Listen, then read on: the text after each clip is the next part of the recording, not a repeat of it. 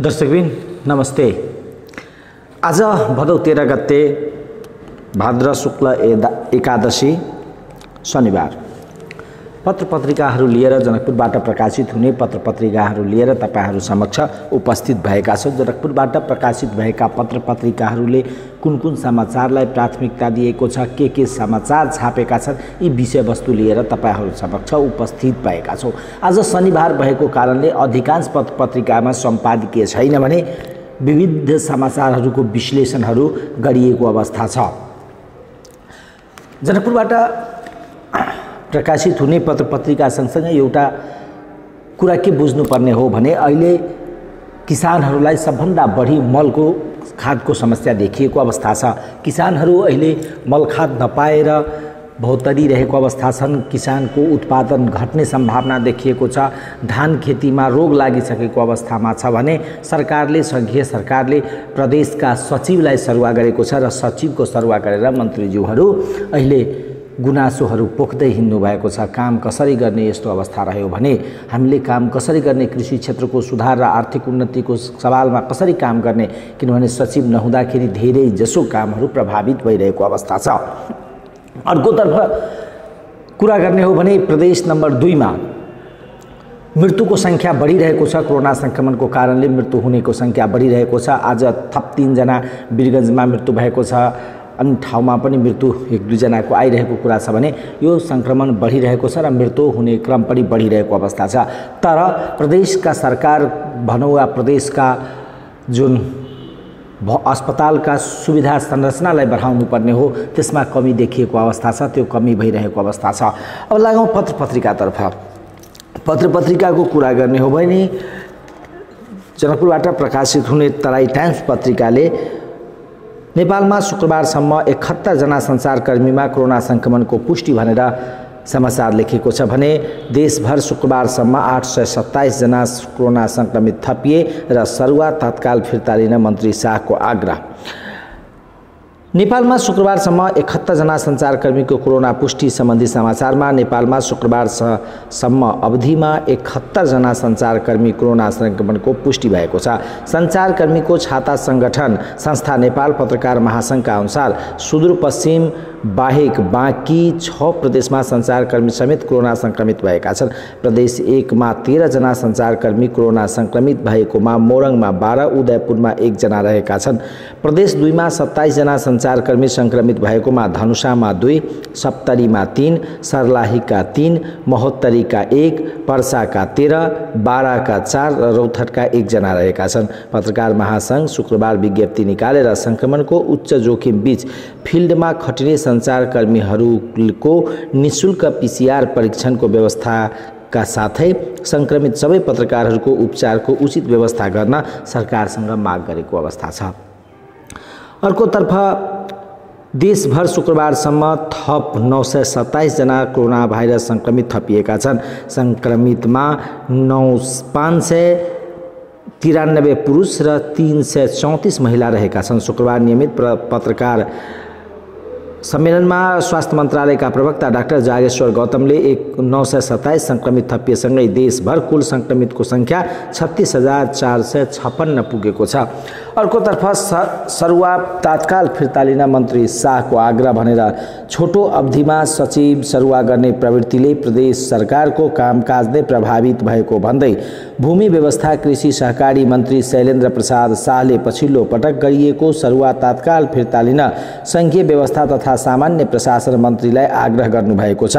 शुक्रबार संघीय मन्त्रालयलाई मन्त्री शाहले पत्र लेख्दै 4 महिना अघि मात्र आएको सचिवलाई सरुवा गरिएकोमा आपत्ति जनाउँदै सचिव सरुवा तात्काल स्थगित गर्न र छोटो अवधिमै सचिव फेर्ने प्रवृत्ति अन्त गर्न आग्रह गर्नुभएको छ भनेर समाचार तराई टाइम्समा लेखिएको छ। बेलायतमा रहेका नेपालीहरूले गरे खाद्यान्न सहयोग।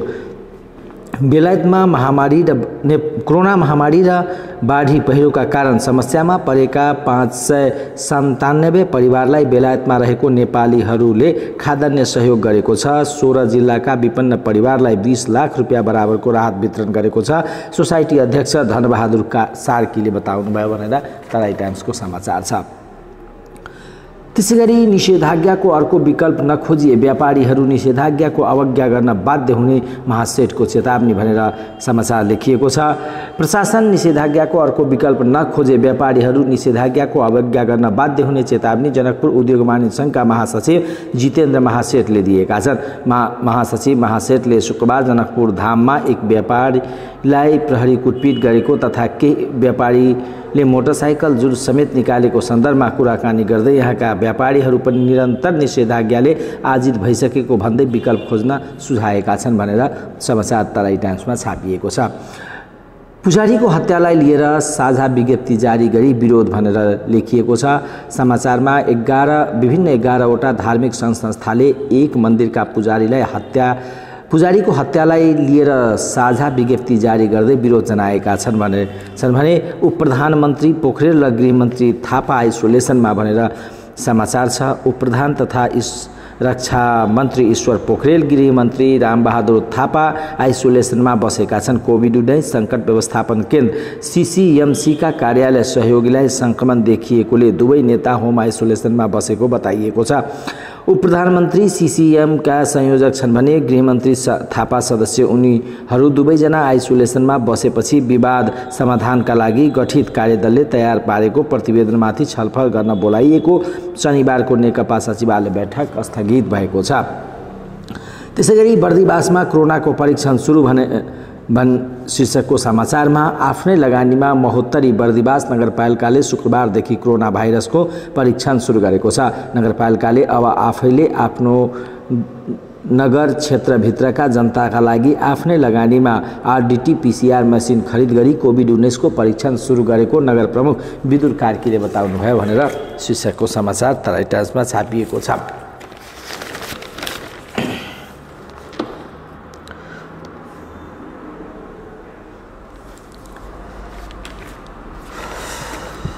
त्यसैगरी जनकपुरबाट प्रकाशित हुने जनकपुर टुडे पत्रिका छ। जनकपुर टुडे पत्रिकामा प्रदेश नम्बर 2 मा 77 को मृत्यु भनेर शीर्षकमा समाचार छापिएको छ। प्रदेशमा कोरोना संक्रमणको मृत्यु हुनेको संख्या बढ्दै गएको छ। पछिल्लो 24 घण्टामा प्रदेश नम्बर 2 मा 5 जनाको ज्यान गएको छ। सामाजिक विकास मन्त्रालयका अनुसार महोत्तरीमा 3, सिराहा र बारामा 1-1 जनाको मृत्यु भएको हो। महोत्तरीको मनरा सिस्वा नगरपालिका वार्ड नम्बर 4 का 37 वर्षीय एक पुरुष, सोही नगरपालिका वार्ड नम्बर 5 का 74 वर्षीय पुरुष, महोत्तरीकै भङ्गा नगरपालिका 2 सिङ्ग्याही निवासी 60 वर्षीय एक पुरुषको मृत्यु भएको छ। त्यस्तै सिराहाको लाहान नगरपालिका वार्ड नम्बर 9 की 65 वर्षीय महिलाको कोरोना संक्रमणका कारण मृत्यु भएको मन्त्रालयले जनाएको छ। मन्त्रालयका अनुसार बाराको जितपुर सिमरा उपमहानगरपालिका वार्ड नम्बर 2 का 77 वर्षीय एक वृद्धको पनि मृत्यु भएको छ। यो सँगै प्रदेशमा कोरोना संक्रमण पुष्टि भएर मृत्यु हुनेको संख्या 77 पुगेको छ। जनकपुर टुडेको आजको समाचार छ। त्यसैगरी सशस्त्र प्रहरी सक्रिय 24 घण्टामा 35 किलो बरामद भनेर समाचारमा रौतहटको इस्नाथ नगरपालिका वार्ड नम्बर 9 लबतनमा टोलबाट सशस्त्र प्रहरी टोलीले बिहिबार पुनः नगदसहित 1 जना युवकलाई पक्राउ गरेको छ। सशस्त्र प्रहरी बल नेपाल 11 नम्बर गणका सशस्त्र प्रहरी नायब उपरीक्षक नरेश भण्डारीको कमान्डमा रहेको अनुगमन टोलीले स्रोत नखुलेको 6,40,000 रकमसहित 1 जना युवकलाई पक्राउ गरेको छ। त्यसैगरी संक्रमितको संख्या 36,000 नाग्यो भनेर शीर्षकको समाचारमा नेपालमा कोरोना भाइरसबाट संक्रमितको संख्या 36,456 पुगेको छ। जनकपुर टुडेको समाचार छ। त्यसैगरी सचिव सरुवा प्रवृत्तिलाई अन्त्य गर्न कृषि मन्त्रीको आग्रह छ भने जोखिममा युवा पुस्ता श्याम सुन्दर शशीले लेख्नु भएको छ। चैत 5 गते अर्थात् मार्च 28, 2020 को दिन नेपाल सरकारले कोभिड-19 महामारीको दृष्टिगत गरी मुलुकभरि सम्पूर्ण शैक्षिक संस्था बन्द गर्ने निर्णय गरेको थियो। सरकारको यो निर्णय वैश्विक महामारीलाई न्यूनीकरण गर्ने उद्देश्यले विश्वका अन्य देशले गरेको बन्दाबन्दीकै निरन्तरता थियो। शैक्षिक संस्थाहरू बन्द भए पश्चात नेपालमा करिब 90 लाख औपचारिक स्कुल कलेज शिक्षाबाट वञ्चित हुन पुगेको युनेस्को ठहर छ। दोस्रो चरणमा कोरोना कहर झन झाङ्गिएको छ। निरन्तर संक्रमित बढ्ने तथा मृत्यु हुनेको संख्या पनि बढिरहेको छ। यस्तो अवस्थामा स्कुल कलेज सञ्चालन गर्ने सम्भावना अति न्यून बन्दै गएको छ।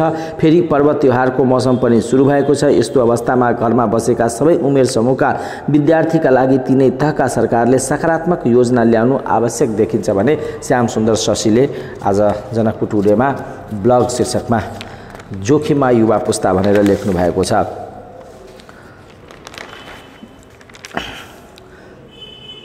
त्यसैगरी सांसद सिंहद्वारा नदीहरूको स्थलगत अनुगमन राजविराजको समाचार छ। राष्ट्रिय सभाका सदस्य तथा राष्ट्रिय सरोकार समन्वय समितिका सदस्य शेखर सिंहले नदी नियन्त्रण तथा खेतीपातीका लागि सिँचाइको पूर्ण व्यवस्था मिलाउन प्रतिबद्ध व्यक्त गर्नुभएको छ भने तस्कर र प्रहरी बीच झडप, प्रहरीले गरे गोली फायर भनेर धनुषामा नेपाल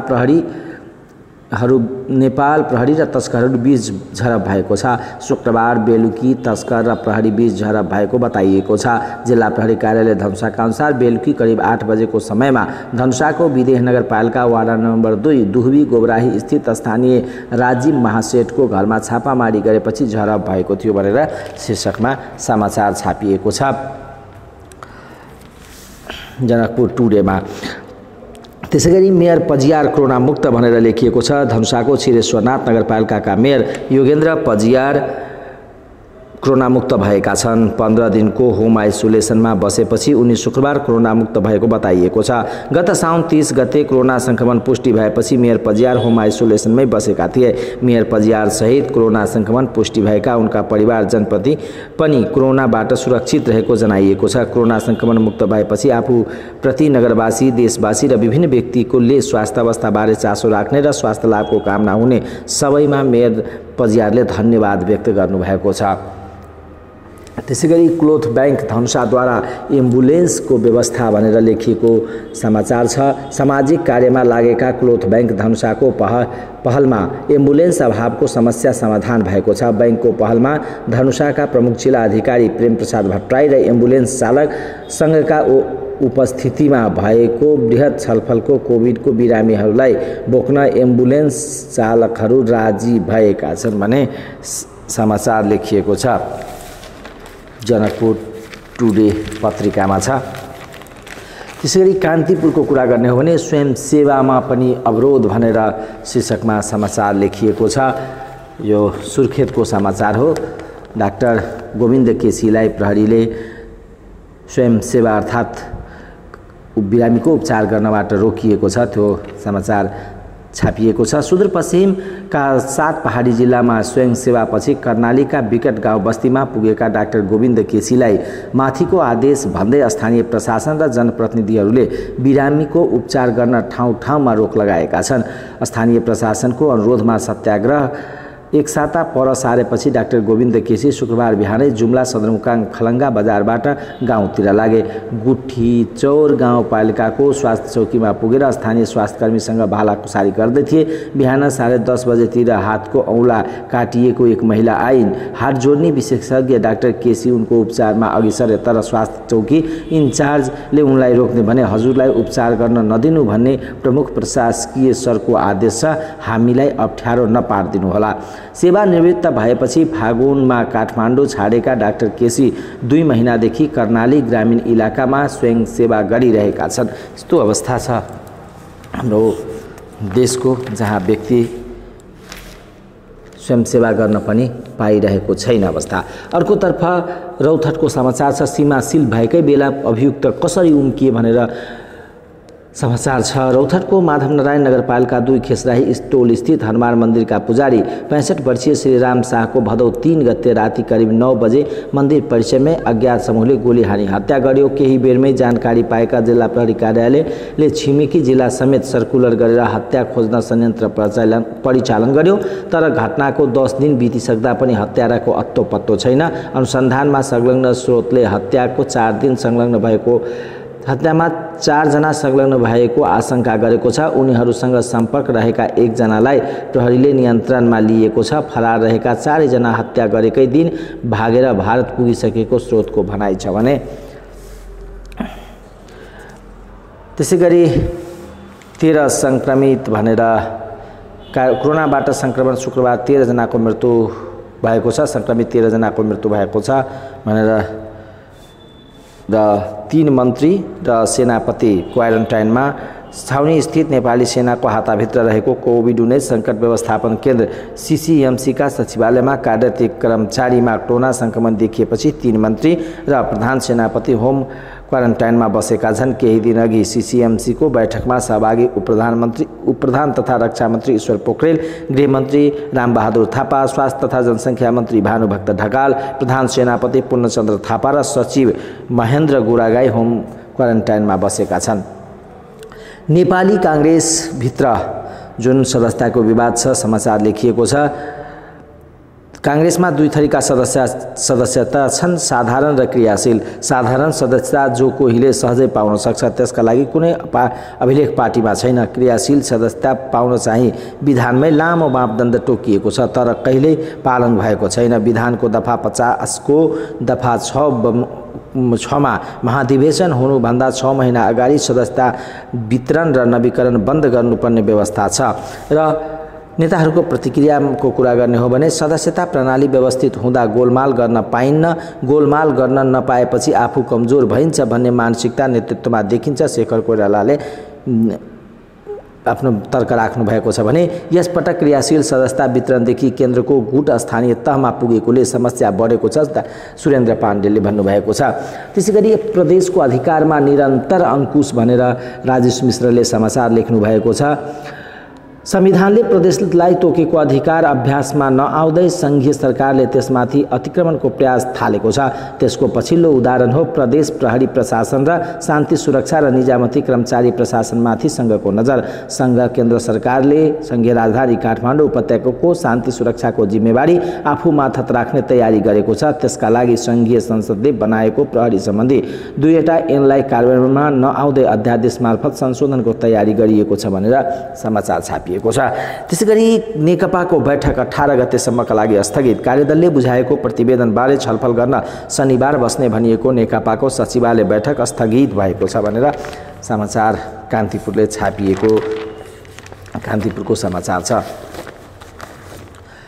गोरखापत्रको कुरा गर्ने हो भने गोरखापत्रले उपचार गर्न 9000 शैय्या भनेर समाचार छापेको छ। संक्रमणका लागि 2000, लक्षण नभएकालाई 7000 र नाका व्यवस्थित गर्न सुरक्षाकर्मीसँग समन्वय भनेर लेखिएको छ। काठमाडौँ उपत्यकामा दिनहुँ कोरोना भाइरसको संक्रमण बढेसँगै सरकारले तिनको उपचार गर्न 9000 शैय्या तयार गर्ने भएको छ। तीमध्ये अधिकांश शैय्या आइसोलेसनका लागि तयार भइसकेका छन् भने नियुक्तिमा नयाँ नीति भनेर लेखिएको समाचारमा त्रिभुवन विश्वविद्यालयले सम्बन्धित विषयमा उत्कृष्ट अंक प्राप्त गरी स्वर्ण पदक प्राप्त व्यक्तिलाई आंशिक शिक्षक नियुक्ति गर्ने प्राथमिकता दिने नीति तय गरेको छ। त्यसैगरी गोरखापत्रले यो राजनीति सम्बन्ध र साहित्य भन्ने विषयमा आफ्नै बलबुतामा राष्ट्रकवि भनेर विभिन्न आलेखहरू छापिएको अवस्था छ भने स्वास्थ्य सामग्री सहित संक्रमितको घर घरमा भनेर प्रदेश 5 को समाचार छापेको छ भने प्रदेश 2 मा थप 2वटा पीसीआर परीक्षण भनेर लेखिएको छ। स्थानीयले बनाएको भालु धपाउने उपकरण भनेर समाचारहरू आजको गोरखापत्र पत्रिकामा छापिएको छ। र विदेश समाचारमा स्वास्थ्यका कारण पद त्याग्दै जापानी प्रधानमन्त्री भनेर शीर्षकमा समाचार गोरखापत्रले आज छापेको छ। विभिन्न पत्रिकाहरूको राशिफलको कुरा गर्ने हो भने जनकपुर टुडेमा राशिफल लेखिएको छ। बौद्धिक क्षमता, धनवृद्धि, सञ्चय लगायतका राशिफलको कुरा गर्ने हो भने मेषमा बौद्धिक क्षमता, वृक्ष धनवृद्धि सञ्चय, मिथुन अवसर प्राप्त, कर्कट प्रतिभा सम्पन्नता, सिंह शिक्षामा उन्नति, कन्या पारिवारिक सुख, तुला सुख समृद्धि हुने, वृश्चिक पुरस्कार प्राप्तिको लाभ, धनु नयाँ कार्य हुने, मकर वाद विवादमा बस्नु, कुम्भ प्रेम प्रसंग, मित्र सुख र मीन भ्रमणको अवसर हुनेछ। र राशिफल जस्तो दिनको संकेत गरे पनि कर्म गर्दा फल राम्रै पाइन्छ। अर्कोतर्फ तराई टाइम्सको कुरा गर्ने हो भने तराई टाइम्सले मेषमा खर्चको भार बढ्ला, वृष आंशिक लाभ होला, मिथुन घुम्ने मौका छ, कर्कट यात्राको योग देखिएको छ, सिंह मानसिक पीडा होला, कन्या मनोरञ्जनमा दिन बित्ला, तुला दौडधुप बढी गर्नु पर्ला, वृश्चिक धर्ममा आस्था बढ्ला, धनु भोजमा शरीक हुनेछ, मकर समाजमा दाग लाग्न सक्ला, कुम्भ सुखद समाचार सुनिएला, मीन सोच्दै नसोचेको काम गर्नु पर्ला भनेर यो राशिफल छापिएको छ। हामीले जनकपुरबाट प्रकाशित भएको पत्रपत्रिका, काठमाडौँबाट प्रकाशित भएको पत्रपत्रिकाहरूले के समाचारहरू कुन कुन शीर्षकमा छापिएको छ, कुन कुन इस्युहरूलाई उठाइएको छ र समग्रमा राजनीति चिन्तनहरू या राजनीति अवस्थाहरू के छ लगायतका विषयहरूलाई केन्द्रित गरेर पत्रपत्रिका कार्यक्रम मार्फत तपाईहरु समक्ष पस्कियौं। कार्यक्रम कस्तो लाग्यो हेरेर प्रतिक्रिया दिनुहोला। तपाईको दिन शुभमय बितोस्। नमस्कार।